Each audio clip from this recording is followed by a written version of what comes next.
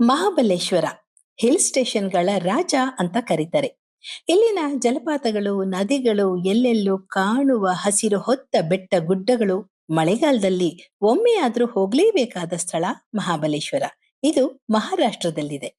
ತುಂಬಾ ಜನ ಡಿಸೆಂಬರ್ ಜನವರಿ ಸಮಯದಲ್ಲಿ ಹೋಗ್ಬೇಕು ಅಲ್ಲಿಗೆ ಅಂತಾರೆ. ಖಂಡಿತ ಆಗ ಚೆನ್ನಾಗಿರತ್ತೆ. ಆದ್ರೆ ಮಳೆಗಾಲದಲ್ಲಿ ಹೋದ್ರೆ ಅದು ವಿಶೇಷ ಅನುಭವ. ಬೆಂಗಳೂರಿನಿಂದ ಸುಮಾರು 790 ಕಿಲೋಮೀಟರ್ ದೂರದಲ್ಲಿದೆ. ಬಸ್ಸಲ್ಲಿ ಹೋಗ್ಬೋದು.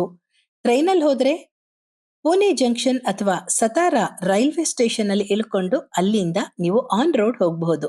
ಫ್ಲೈಟ್ ಅಲ್ಲಿ ಹೋಗ್ಬೇಕು ಅಂದ್ರೆ ನೀವು ಪೂನಾಗೆ ಹೋಗಿ ಅಲ್ಲಿಂದ ನೀವು ಆನ್ ರೋಡ್ ಹೋಗಬಹುದು. ಇಲ್ಲಿ ಎಲ್ಲ ಸ್ಥಳಗಳನ್ನ ಆರಾಮಾಗಿ ನೋಡ್ಬೇಕು ಅಂದ್ರೆ 3 ದಿನ ಬೇಕಾಗತ್ತೆ.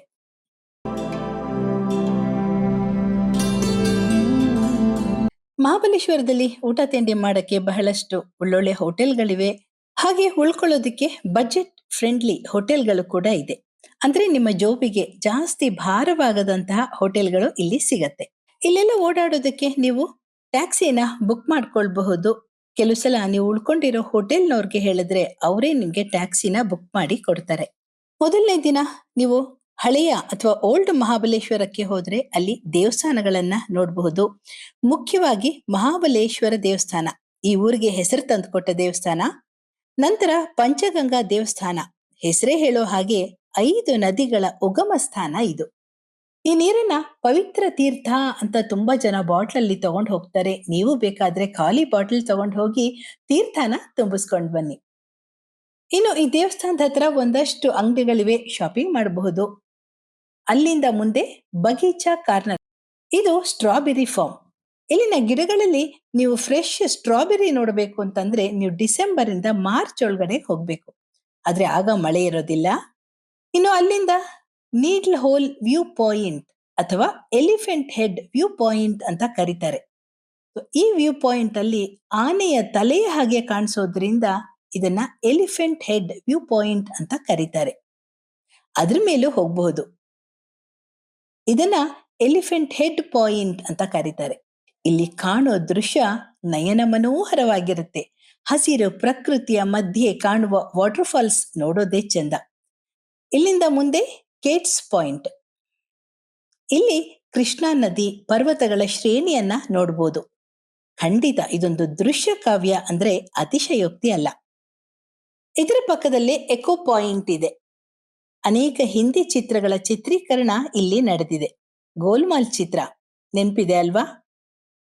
ಮುಂದೆ ಲಿಂಗಮಾಲ ವಾಟರ್ ಫಾಲ್, ಇಲ್ಲಿ ಹೋಗಕ್ಕೆ ಟಿಕೆಟ್ ಇದೆ, ಒಬ್ರಿಗೆ 25 ರೂಪಾಯಿ.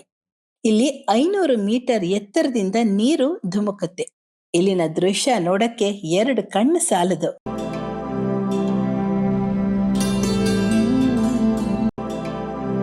ಈ ಲಿಂಗಮಲ ವಾಟರ್ ಫಾಲ್ ನ ಯಾರು ಮಿಸ್ ಮಾಡ್ಕೋಬೇಡಿ.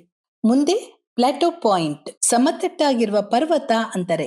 ಇಲ್ಲಿ ಹೆಚ್ಚು ಜನ ಇರಲ್ಲ, ಶಾಂತವಾದ ಸ್ಥಳ. ಅಲ್ಲಿಂದ ಮುಂದೆ ವಿಲ್ಸನ್ ಪಾಯಿಂಟ್, ಇದು ಮಹಾಬಲೇಶ್ವರದ ಅತಿ ಎತ್ತರದ ವ್ಯೂ ಪಾಯಿಂಟ್. ನಂತರ ಮಹಾಬಲೇಶ್ವರದಲ್ಲಿ ನೋಡಬಹುದಾದ ಮತ್ತೊಂದು ಸ್ಥಳ ವೆನ್ನಾ ಲೇಕ್, ಇಲ್ಲಿ ಬೋಟಿಂಗ್ಗೆ ಹೋಗ್ಬೋದು. ಮೊದಲನೇ ದಿನ ಇದಿಷ್ಟನ್ನ ನೋಡ್ಕೊಂಡು 2ನೇ ದಿನ ಮೊದಲು ಹೋಗೋದು ಪಂಚಗಣಿ ಎಂಟರ್ಟೈನ್ಮೆಂಟ್ ಪಾರ್ಕ್. ಇಲ್ಲಿ ವ್ಯಾಕ್ಸ್ ಮ್ಯೂಸಿಯಂ ಇದೆ, ಅಕ್ವೇರಿಯಂ, ಗೋ ಕಾರ್ಟಿಂಗ್ ಕೂಡ ಇದೆ.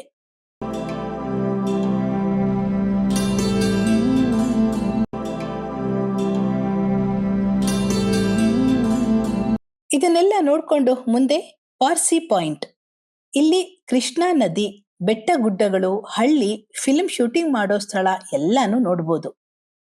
ಇಲ್ಲಿಂದ ಮುಂದೆ ಪಂಚಗಣಿಯ ಫೇಮಸ್ ಜಾಗ ಟೇಬಲ್ ಲ್ಯಾಂಡ್, ಇದು ಫ್ಲಾಟ್ ಮೌಂಟನ್ ಪ್ಲಾಟೋ, ಇಲ್ಲಿ ಕುದುರೆ ಮೇಲೆ ಹೋಗ್ಬೋದು. ಇಲ್ಲಿ ಟೈಗರ್ ಕೇವ್ ಅಂದ್ರೆ ಹುಲಿಯ ಗುಹೆ ಇದೆ. ಇಲ್ಲಿ ಮುಂಚೆ ಹುಲಿಗಳಿದ್ವಂತೆ, ಆದ್ರೆ ಈಗಿಲ್ಲ. ಅದಕ್ಕೆ ಧೈರ್ಯವಾಗಿ ಹುಲಿಯ ಗುಹೆಯ ಒಳಗೆ ಹೋಗಬಹುದು. ಆದ್ರೆ ಒಳಗಡೆ ಸ್ವಲ್ಪ ಕತ್ಲಿರುತ್ತೆ. ನಂತರ ಹೋಗೋದು ಮ್ಯಾಪ್ರೋ ಗಾರ್ಡನ್, ಇದು ಇಲ್ಲಿಯ ಐಕಾನಿಕ್ ಪ್ಲೇಸ್ ಅಂತ ಕರೀತಾರೆ. ಮ್ಯಾಪ್ರೋ ಗಾರ್ಡನ್ ನೀವು ಹೋಗದೆ ಇದ್ರೆ ನಿಮ್ಮ ಮಹಾಬಲೇಶ್ವರದ ಟ್ರಿಪ್ ಕಂಪ್ಲೀಟೇ ಆಗಲ್ಲ.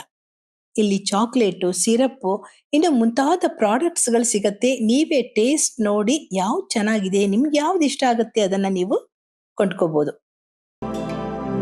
ಇನ್ನು 3ನೇ ದಿನ ಪ್ರತಾಪ್ಗಢ ಕೋಟೆಗೆ ಹೋಗ್ಬೋದು. ಇಲ್ಲಿಗೆ ಹೋಗುವಾಗ ಕಾಣಿಸೋ ಪ್ರಕೃತಿಯ ದೃಶ್ಯ ರಮಣೀಯವಾಗಿದೆ. ದಾರಿ ಉದ್ದಕ್ಕೂ ವಾಟರ್ ಫಾಲ್ಸ್ ಕಾಣಿಸುತ್ತೆ. ಇದೊಂದು ಐತಿಹಾಸಿಕ ಜಾಗ.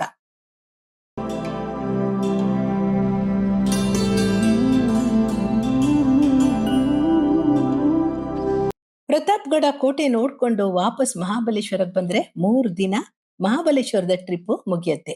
ಹತ್ತದಲ್ಲಿ ಇನ್ನೂ ಒಂದಷ್ಟು ಜಾಗಗಳಿವೆ. ನಿಮ್ಗೆ ಸಮಯ ಇದ್ರೆ ಅದನ್ನು ನೋಡ್ಬೋದು. ನಾನು ಹೇಳಿರೋದು ಒಂದಷ್ಟು ಬರೀ ಇಂಪಾರ್ಟೆಂಟ್ ಜಾಗಗಳ ಬಗ್ಗೆ ಮಾತ್ರ.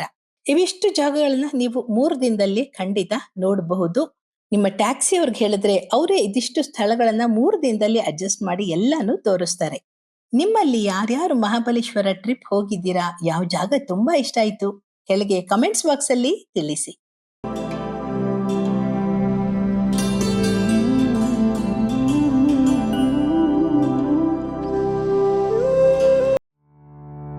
ಕಲಾಚಂದನ ಯೂಟ್ಯೂಬ್ ಚಾನೆಲ್ನ ಸಬ್ಸ್ಕ್ರೈಬ್ ಮಾಡಿ, ಲೈಕ್ ಮಾಡಿ, ಶೇರ್ ಮಾಡಿ. ಬೆಲ್ ಐಕಾನ್ ಒತ್ತೋದನ್ನ ಮರಿಬೇಡಿ.